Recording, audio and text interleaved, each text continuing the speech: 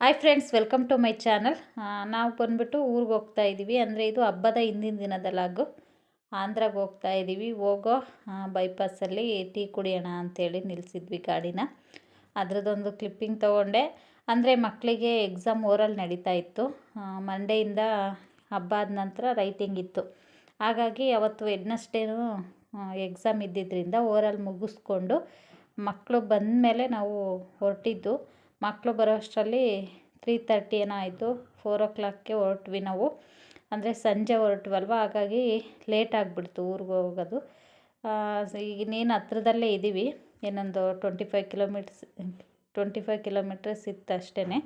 ಹಾಗಾಗಿ ಸ್ವಲ್ಪ ಕಾಫಿ ಕುಡಿದು ಮೈಂಡ್ ಫ್ರೆಶ್ ಮಾಡ್ಕೊಂಡು ಹೋಗೋಣ ಅಂಥೇಳಿ ಕಾಫಿಗೆ ನಿಲ್ಲಿಸಿದ್ವಿ.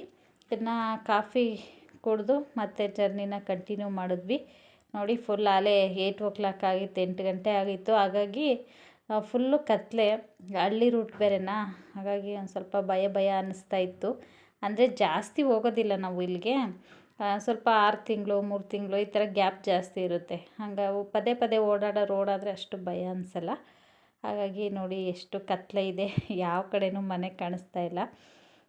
ಸ್ವಲ್ಪ ಭಯ ಅನ್ನಿಸ್ತಿತ್ತು. ಹಾಗಾಗಿ ಸಾಂಗ್ ಹಾಕ್ಕೊಂಡು ಮಕ್ಳ ಜೊತೆ ಅದು ಇದು ಮಾತಾಡಿಕೊಂಡು ಬೇಗ ಊರಿಗೆ ಹೋಗಿ ತಲುಪಿದ್ವಿ. ನಾವು ಹೋಗೋ ಅಷ್ಟರಲ್ಲಿ 8:15 ಏನೋ ಆಗಿತ್ತು. ಅಂದರೆ 8:15ಕ್ಕೆ ಮನೆಗೆ ಹೋದ್ವಿ.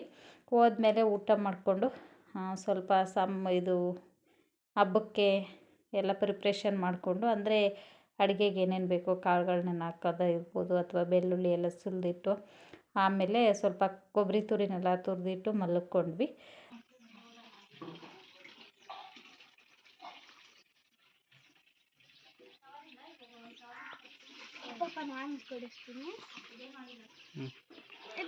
ಅಣ್ಣ ಕೊಡಿಸ್ತಾರ, ನೀನು ಕೈ ಹಿಡ್ಕೊ.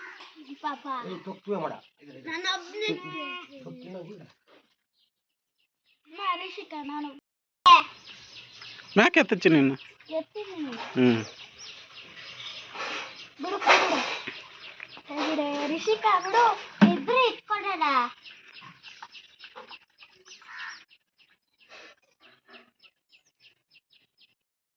ಇದು ಬಂದುಬಿಟ್ಟು ನೆಕ್ಸ್ಟ್ ಡೇ ಲಾಗು. ಅಂತಂದರೆ ಮೇಕೆ ಮರಿ ಇತ್ತು ಚಿಕ್ಕದು. ನನ್ನ ಮಗಳಿಗಂತೂ ತುಂಬ ಅಂದರೆ ತುಂಬಾ ಇಷ್ಟ ಮೇಕೆ. ಯಾವಾಗಾದರೂ ಹಳ್ಳಿ ಸೈಡ್ ಯಾವಾಗ ಹೋದ್ರೂ ನೋಡಿದ ತಕ್ಷಣ ಪಪ್ಪ ನನಗೊಂದು ಕೊಡಿಸು ಅಂತ ಇರೋಳು. ಅದೇಗ ಅವ್ರ ತಾತ ಒಂದು ಹಿಡ್ಕೊಬಂದಿರೋದಕ್ಕೆ ಮನೇಲಿರೋದಕ್ಕೆ ಫುಲ್ ಖುಷಿ ಅವಳಿಗಂತೂ. ಬರೋ ತನಕ ಹಾಲು ಕುಡಿಸಿ ಚೆನ್ನಾಗಿ ಇದು ಮಾಡಿದ್ಲು. ಮಕ್ಳಿಗೊಂಥರ ಖುಷಿ. ನಾಯಿ, ಬೆಕ್ಕು, ಈ ಥರ ಮೇಕೆ, ಹಸು ಎಲ್ಲ ಕಂಡ್ರೆ ಏನೋ ಒಂಥರ ಫುಲ್ ಖುಷಿ ಪಡ್ತಾರೆ. ಹಾಗಾಗಿ ಅದ್ರ ಜೊತೆ ಚೆನ್ನಾಗಿ ಆಟಾಡ್ಕೊಂಡು ಟೈಮ್ ಪಾಸ್ ಮಾಡಿಕೊಂಡ್ಳು. ಇನ್ನು ಅವ್ರು ಕುಡ್ದೇ ಇಲ್ಲ ಹಾಲು. ಬೆಳಗ್ಗೆ ಎದ್ದ ತಕ್ಷಣ ಅದಕ್ಕೆ ಹಾಲು ಕುಡಿಸ್ತಾಯಿದ್ರು. ಇನ್ನು ಹಬ್ಬ ಅಂದಮೇಲೆ, ಯುಗಾದಿ ಹಬ್ಬ ಅಂದಮೇಲೆ ಮಾವಿನ ಸೊಪ್ಪು ಬೇವಿನ ಸೊಪ್ಪು ಇರಲೇಬೇಕಲ್ವ.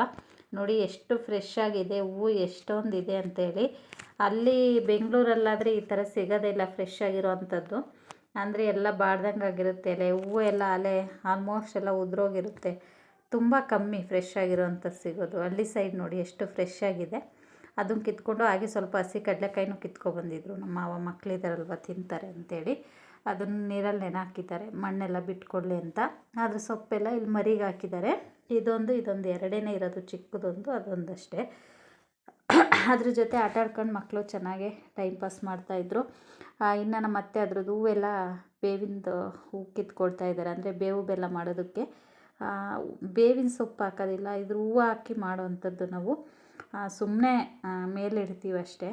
ಬಟ್ ಹೂವು ಮತ್ತು ಕಡಲೆ ಬೆಲ್ಲ ಹಾಕಿ ನಾವು ಬೇವು ಬೆಲ್ಲನ ಮಾಡ್ತೀವಿ. ಹಾಗಾಗಿ ಅದ್ರದ್ದು ಹೂವು ಎಲ್ಲ ಬಿಡಿಸ್ಕೊಳ್ತಾ ಇದ್ದಾರೆ. ಅಂದರೆ ನಾನು ನೆಕ್ಸ್ಟ್ ಡೇ ಅಂದರೆ ವೆಡ್ನಸ್ಡೇ ಬಂದು ಸ್ವಲ್ಪ ಎಲ್ಲ ಜೋಡಿಸ್ಕೊಂಡು ಮಲಗಿದ್ವಿ ಅಂತ ಹೇಳಿದ್ನಲ್ಲ, ಮತ್ತು ವಿಡಿಯೋ ಕಂಟಿನ್ಯೂ ಮಾಡಲಿಲ್ಲ. ಇದು ನೆಕ್ಸ್ಟ್ ಮಾರ್ನಿಂಗು ಹಬ್ಬದ ದಿನದ ಲಾಗು, ಯುಗಾದಿ ಹಬ್ಬದ ದಿನದ್ದು. ಇನ್ನು ಕಾಫಿ ಎಲ್ಲ ಕುಡ್ದಿದ್ದಾಯಿತು. ಅಂದರೆ ಬೆಳಗ್ಗೆನೇ ಎದ್ದಿದ್ದೆ ನಾನು ಸ್ವಲ್ಪ ಬೇಗನೆ. 4 ಗಂಟೆಗೆ ಎದ್ದು ಸ್ನಾನ ಮಾಡಿ, ನಾವು ಇವಾಗಲೇ ಹಿರಿಯರ ಪೂಜೆ ಎಲ್ಲ ಮಾಡೋದು. ಹಾಗಾಗಿ ಮಾರ್ನಿಂಗೇ 4 ಗಂಟೆಗೆ ಎದ್ದು ಅಡುಗೆ ಪ್ರಿಪ್ರೇಷನ್ ಆಲ್ಮೋಸ್ಟ್ ಎಲ್ಲ ಮುಗಿದಿದೆ. ಕರ್ಗಡೆ ಬಂದು ಮಾಡಬೇಕು. ವರ್ಷ ಯುಗಾದಿ ಅಂದಮೇಲೆ ಒಬ್ಬಟ್ಟೇನೆ ಮಾಡೋದು, ಕರ್ಗಡೆ ಬೆಲ್ಲ ಮಾಡಲ್ಲ. ಬಟ್ ಈ ಸಲ ನಮ್ಮ ಅತ್ತೆ ಮಿಸ್ ಆಗಿ ಮೈದಾ ಬದಲು ಗೋಧಿ ಹಿಟ್ಟು ತೊಗೊಂಡಿದ್ರು. ಬಟ್ ನನಗೆ ಗೋಧಿ ಹಿಟ್ಟಲ್ಲಿ ಅಷ್ಟಾಗಿ ಮಾಡೋದಕ್ಕೆ ಬರಲ್ಲ ಒಬ್ಬಟ್ಟು. ಹಾಗಾಗಿ ಮೈದಾ ಮತ್ತು ಚಿರೋಟಿ ರವೆ ಮಿಕ್ಸ್ ಮಾಡಾದರೆ ಸೂಪರಾಗಿ ಮಾಡ್ತೀನಿ ಒಬ್ಬಟ್ಟು. ಗೋಧಿ ಹಿಟ್ಟಲ್ಲಿ ಮಾಡೋದಕ್ಕೆ ಬರಲ್ಲ, ಸುಮ್ಮನೆ ಯಾಕೆ ಟ್ರೈ ಮಾಡಿ ಕೆಡಿಸೋದು ಅಂತೇಳಿ ಮಾಡೋದಕ್ಕೆ ಹೋಗಲಿಲ್ಲ. ಕರ್ಗದಲ್ಲಿ ಮಾಡಿದ್ವಿ. ಅಯ್ಯೋ ತುಂಬೋಗೆ ಸುಮ್ಮನೆ ಇದೆಯಲ್ಲ ಚಿನ್ನ ನೋಡ್ಕೊಂಡು ಆಫ್ ಮಾಡ್ಬೇಕಂತ ಗೊತ್ತಾಗ್ಲಿಲ್ಲ. ಸುಮ್ಮನೆ ಇದೆಯಾ ನೋಡ್ಕೊಂಡು. ಅಮುಲು ಅಮ್ಮು ಮಮ್ಮು ಮಮ್ಮು ಮಮ್ಮು ಎಲ್ಲಿ ಬಾರಿ ಇಲ್ಲಿ. ಇನ್ನು ಎಲ್ಲ ಸ್ನಾನ ಎಲ್ಲ ಆಯಿತು, ಪೂಜೆ ಎಲ್ಲ ಮುಗಿಸಿದ್ವಿ ಕಂಪ್ಲೀಟಾಗಿ. ಪೂಜೆ ಮಾಡ್ತಾ ಇದ್ದಾರೆ, ಇನ್ನೂ ಮುಗಿಸಿರ್ಲಿಲ್ಲ. ಅಷ್ಟರಲ್ಲಿ ನನ್ನ ಮಗ ಹೊಟ್ಟೆ ತಡೆಯೋದಿಲ್ಲ ಅಲ್ವಾ, ಹಾಗಾಗಿ ಸ್ವಲ್ಪ ಹಪ್ಪಳ ಸಂಡಿಗೆ ಆ ಥರದ್ದು ತಗೊಂಡು ತಿಂತಾಯಿದ್ರು. ಇನ್ನು ಪೂಜೆ ಎಲ್ಲ ಮುಗಿಸಿದ್ವಿ. ಇನ್ನು ಹಬ್ಬದ ಅಡುಗೆಗಳು ಅಂದರೆ ಇಲ್ಲಿ ನಾನು ವರ್ಷ ಬೆಂಗಳೂರಲ್ಲೇ ಮಾಡ್ತಾಯಿದ್ವಿ. ಈ ಸರಿ ಇಲ್ಲಿಗೆ ಬಂದಿರೋದು, ಅಂದರೆ ಅತ್ತೆ ಮಾವನು ಅಲ್ಲಿಗೆ ಬರೋರು. ಈ ಸಲ ಇಲ್ಲೇ ಊರಲ್ಲೇ ಮಾಡೋಣ ಅಂತ ಬಂದ್ವಿ. ಅಂದರೆ ಬೆಂಗಳೂರಲ್ಲಿ ಅಲ್ಲಾದರೆ ಇನ್ನೂ ಜಾಸ್ತಿನೇ ಐಟಮ್ಸ್ ಮಾಡ್ತೀನಿ, ಈ ಸರಿ ಇನ್ನೂ ಕಡಿಮೆ ಮಾಡಿದ್ದೀನಿ. ಅಂದರೆ ಸ್ವಲ್ಪ ಇತ್ತೀಚೆಗೆ ಹೆಲ್ತ್ ಇಶ್ಯೂಸ್ ಇದಾಗಿತ್ತಲ್ವ, ಹಾಗಾಗಿ ಅದು ಅಲ್ಲದೆ ಇಲ್ಲಿ ಕೆಳಗಡೆ ಗ್ಯಾಸ್ ಇಟ್ಕೊಂಡಿದ್ದಾರೆ ನಮ್ಮ ಅತ್ತೆ. ಹಾಗಾಗಿ ಪದೇ ಪ್ರತಿಯೊಂದಕ್ಕೂ ಹೇಳ್ಬೇಕು, ಕುತ್ಕೋಬೇಕು. ಇಲ್ಲಾಂದರೆ ನನಗೆ ಯಾವ್ಯಾವ ವಸ್ತು ಎಲ್ಲೆಲ್ಲಿ ಇಟ್ಟಿದ್ದೀನಿ ಅಂತ ಗೊತ್ತಿರುತ್ತಾ, ಬೇಗ ತೊಗೊಂಡು ಮಾಡಿಬಿಡ್ತೀನಿ. ಇಲ್ಲಿ ಪ್ರತಿಯೊಂದನ್ನು ನಮ್ಮ ಅತ್ತೆನ ಕೇಳಬೇಕಮ್ಮ ಅದೆಲ್ಲಿದೆ ಇದೆಲ್ಲಿದೆ ಅಂತ. ಅವ್ರು ಕೊಟ್ಟಾಗ ತೊಗೊಂಡು ಮಾಡೋದಕ್ಕೆ ಲೇಟ್ ಆಗಿಬಿಡುತ್ತೆ. ಹಾಗಾಗಿ ಎಷ್ಟಾಗುತ್ತೋ ಇಷ್ಟು ರೆಸಿಪಿಗಳನ್ನ ಮಾಡಿದ್ದೀನಿ ಅಷ್ಟೇ. ಬೇರೆ ಟೈಮಲ್ಲಾದರೆ ಇನ್ನೂ ಜಾಸ್ತಿನೇ ಮಾಡ್ತೀನಿ. ಅಂದರೆ ವರ್ಷಕ್ಕೆ ಹೋಲಿಸ್ಕೊಂಡ್ರೆ ಈ ವರ್ಷ ಸ್ವಲ್ಪ ಕಡಿಮೆ ಮಾಡಿದ್ದೀನಿ ಅಂತಲೇ ಹೇಳ್ಬೋದು. ಜಾಸ್ತಿ ಐಟಮ್ಸ್ ಎಲ್ಲ ಜಾಸ್ತಿ ಮಾಡ್ತಾಯಿದ್ದೆ. ಬೋಂಡ ಅಥವಾ ಮಾವಿನಕಾಯಿ ಚಿತ್ರಾನ್ನ ಅಂತೂ ಕಂಪಲ್ಸರಿ ಇರ್ತಾಯಿತ್ತು, ಈ ಸರಿ ಇಲ್ಲ. ಹಾಗಾಗಿ ಸತಿಗಿಂತ ಈ ಸರಿ ಸ್ವಲ್ಪ ಸೈಡ್ಸ್ ಎಲ್ಲ ಸ್ವಲ್ಪ ಕಡಿಮೆ ಇತ್ತು ಅಂತಲೇ ಹೇಳ್ಬೋದು. ಇನ್ನು ಪೂಜೆ ಎಲ್ಲ ಮುಗಿಸಿ ಊಟ ಎಲ್ಲ ಮುಗಿಸಿ ನಮ್ಮ ರಿಲೇಷನ್ನವ್ರು ಇದ್ದಾರೆ ಇಲ್ಲಿ ಒಂದು 3 ಮನೆಯವರು, ಅವ್ರ ಮನೆ ಹತ್ರ ಎಲ್ಲ ಹೋಗಿ ಮಾತಾಡ್ಕೊಂಡು ಬಂದ್ವಿ. ಬಂದಮೇಲೆ ನಮ್ಮ ಅತ್ತೆ ಹೂವು ಎಲ್ಲ ಬಿಟ್ಟಿತ್ತಲ್ಲ ಗಿಡ, ಕನಕಾಂಬರ ಹೂವು ಚೆನ್ನಾಗಿತ್ತು. ಹಾಗಾಗಿ ಸ್ವಲ್ಪ ಹೂವು ಎಲ್ಲ ಬಿಡಿಸ್ಬಿಟ್ಟು ಕಟ್ಕೊಡ್ತೀನಿ ಮುಡ್ಕೊಳ್ರಮ್ಮ ಅಂತೇಳಿ ಹೂವು ಬಿಡಿಸ್ಕೊಳ್ತಾ ಇದ್ದಾರೆ. ನನ್ನ ಮಗಳೂ ಹೆಲ್ಪ್ ಮಾಡ್ತಾಯಿದ್ದಾಳೆ ಹೂವು ಕೀಳೋದಕ್ಕೆ. ನೋಡಿ ಎಷ್ಟು ಚೆನ್ನಾಗಿದೆ ಹೂವು, ಎಷ್ಟು ಫ್ರೆಶ್ ಆಗಿರುತ್ತೆ. ಇಲ್ಲೇ ನಾವು ಬೆಳೆದಿರೋಂಥ ಗಿಡದಲ್ಲೇ ತರಕಾರಿ ಇರ್ಬೋದು ಅಥವಾ ಹೂವು ಇರ್ಬೋದು, ನೋಡಿದಾಗ ಎಷ್ಟು ಖುಷಿ ಅನಿಸುತ್ತೆ ಅಂದರೆ. ಹೂವು ಅಷ್ಟೇ ಎಷ್ಟು ಫ್ರೆಶ್ ಆಗಿತ್ತು, ಕಟ್ಟಿದಾಗಂತೂ ಎಷ್ಟು ಚೆನ್ನಾಗಿ ಕಾಣಿಸ್ತಾ ಇತ್ತು. ಸಂಜೆ ದೇವಸ್ಥಾನಕ್ಕೆ ಹೋಗಬೇಕಾದ್ರೆ ಮುಡ್ಕೊಂಡು ಹೋಗಿದ್ದೆ ನಾನು. ನನ್ನ ಮಗಳಿಗೂ ಸ್ವಲ್ಪ ಮುಡಿಸಿದ್ದೆ. ಇನ್ನೂ ಹೂವು ಎಲ್ಲ ಕಟ್ಟಿ ರೆಡಿ ಮಾಡ್ಕೊಂಡಿದ್ದಾಯಿತು. ಮತ್ತು ಇನ್ನು ಹೂವು ಎಲ್ಲ ಕಟ್ಟಿಟ್ಮೇಲೆ ಸ್ವಲ್ಪ ಹುಣಸೆಹಣ್ಣನ್ನು ನಮ್ಮ ಮಾವ ತಗೊಬಂದರು. ಹಂಗಾಗಿ ಅದ್ರದ್ದು ಹುಣಸೆಹಣ್ಣು ಸಿಪ್ಪೆ ಎಲ್ಲ ನಮ್ಮ ಅತ್ತೆ ತೆಗಿತಾ ಕೂತಿದ್ರ. ಹಾಗಾಗಿ ನಾವು ಸ್ವಲ್ಪ ತೆಗಿಯೋಣ ಅಂತೇಳಿ ನಾನು ನನ್ನ ಮಕ್ಕಳು ಎಲ್ಲ ಜೊತೆ ಕೂತಿದ್ದೀವಿ.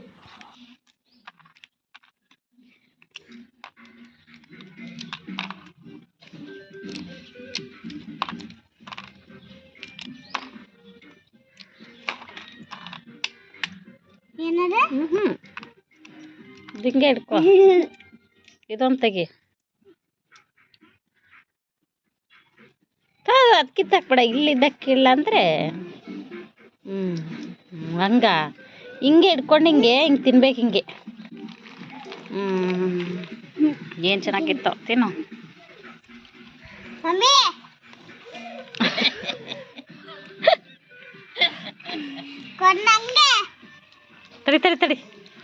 ತಡಿ ಚಿನ್ನಿ, ತಡಿ ಅಮ್ಮ, ನೀನು ತಿನ್ಬೇಡ.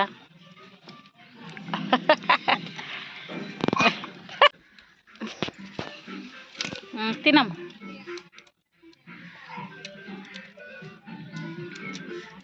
ತಿನ್ನು.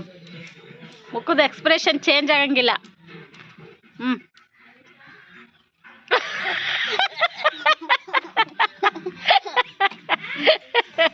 ಆಗ ತಿಂತೀನಿ ಅಂತ ಬಿಸಾಕೆ ಬಿಟ್ಟಲೆ ತಿಂತಾರಂತೆ. ಇನ್ನು ನನ್ನ ಮಗಳು ಹುಣಸೆಹಣ್ಣ ನನ್ನ ಮಗ ತಿನ್ನೋಕೆ ಹುಳಿ ಅಂತ ಇದು ಮಾಡ್ತಾ ಇದ್ನಲ್ವ, ನಾನು ಹಾಗೆ ತಿಂತೀನಿ ಮಮ್ಮಿ, ನಾನು ಏನು ಮಾಡಲ್ಲ, ಎಷ್ಟು ಚೆನ್ನಾಗಿರುತ್ತೆ ಅದು ತಿನ್ನೋದು, ಎಷ್ಟು ಈಸಿ, ಹಂಗೆ ಹಿಂಗೆ ಅಂತ ಹೇಳಿದ್ಲು. ಅದಕ್ಕೆ ತಿನ್ನೋ ಮುಖದ ಎಕ್ಸ್ಪ್ರೆಷನ್ ಚೇಂಜ್ ಆಗಂಗಿಲ್ಲ ಅಂದರೆ ತಿಂತೀನಿ ಸೂಪರಾಗಿರುತ್ತೆ ಅಂತೇಳಿ. ನೀವೇ ನೋಡಿದ್ರೆ ಅವಳ ಎಕ್ಸ್ಪ್ರೆಷನ್ ಹೇಗಿತ್ತು ಅಂತ.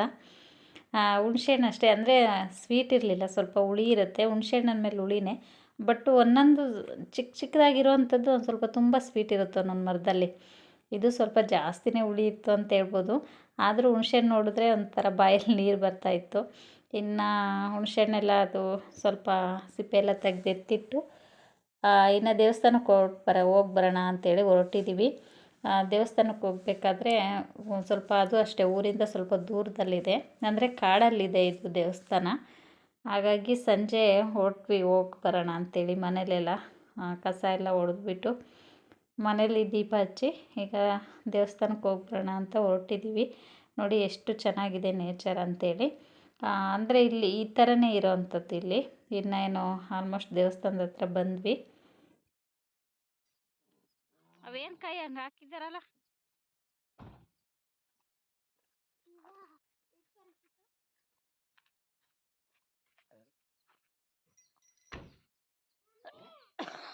ಏ ಬಾಮ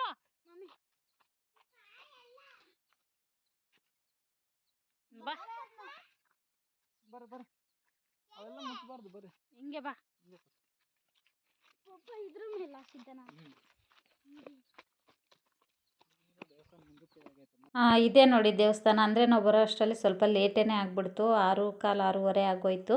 ಮನೆಗೆ ಹೋಗೋ ಅಷ್ಟರಲ್ಲಿ ಮತ್ತೆ ಲೇಟ್ ಆಗಿಬಿಡ್ತು. ಅಂದರೆ ಇಲ್ಲಿ ಸುತ್ತಮುತ್ತ ಮನೆ ಅಂತ ಯಾವುದೂ ಇಲ್ಲ. ನಮ್ಮ ಹೊಲ ಇರೋದು ಇಲ್ಲೇ. ನಾನು ಸ್ವಲ್ಪ ಬೇಗ ಹೋಗ್ಬಿಟ್ಟು ನಮ್ಮ ಹೊಲ ಎಲ್ಲ ತೋರಿಸ್ಬೇಕು ಅಂದ್ಕೊಂಡೆ, ಬಟ್ ಲೇಟ್ ಆಗಿಬಿಡ್ತಲ್ಲ. ಹಾಗಾಗಿ ಹೊಲ್ದ ಹತ್ರ ಎಲ್ಲ ಏನೂ ಹೋಗಲಿಲ್ಲ, ಹಂಗೇ ಮನೆಗೆ ಹೋಗ್ಬಿಟ್ವಿ. ಲೇಟ್ ಆಯಿತು. ಅಂದರೆ ಬೇರೆ ಸಮಸ್ಯೆ ಏನಿಲ್ಲ, ಬೇರೆ ಹಂದಿ ಆ ಥರದ್ದು ಏನಾದರೂ ಕರಡಿ ಈ ಥರದವು ಬರ್ತವೆ ಅಂತ ಹೇಳಿ ಅಷ್ಟೇ.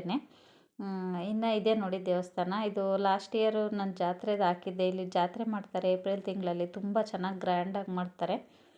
ಇನ್ನು ದೇವಸ್ಥಾನಕ್ಕೆ ಬಂದು ಪೂಜೆ ಎಲ್ಲ ಮುಗಿಸ್ಕೊಂಡು ಮನೆಗೆ ಹೋದ್ವಿ. ಇದಾಗಿತ್ತು ಫ್ರೆಂಡ್ಸ್ ಇವತ್ತಿನ ವಿಡಿಯೋ. ಈ ವಿಡಿಯೋ ಏನಾದರೂ ನಿಮ್ಗೆ ಇಷ್ಟ ಆಗಿದ್ದರೆ ಪ್ಲೀಸ್ ಲೈಕ್ ಮಾಡಿ, ಕಮೆಂಟ್ ಮಾಡಿ, ಹಾಗೆ ಶೇರ್ ಮಾಡಿ. ಇನ್ನೂ ಯಾರೆಲ್ಲ ನನ್ನ ಚಾನಲ್ನ ಸಬ್ಸ್ಕ್ರೈಬ್ ಮಾಡ್ಕೊಳ್ದೆ ನೋಡ್ತಾ ಇದ್ದೀರಾ, ಪ್ಲೀಸ್ ಸಬ್ಸ್ಕ್ರೈಬ್ ಮಾಡ್ಕೊಂಡು ನೋಡಿ ಫ್ರೆಂಡ್ಸ್, ಹಾಗೆ ಸಪೋರ್ಟ್ ಮಾಡಿ ಅಂತ ಹೇಳ್ತಾ ಈ ವಿಡಿಯೋನ ಇಲ್ಲಿಗೆ ಎಂಡ್ ಮಾಡ್ತಾಯಿದ್ದೀನಿ.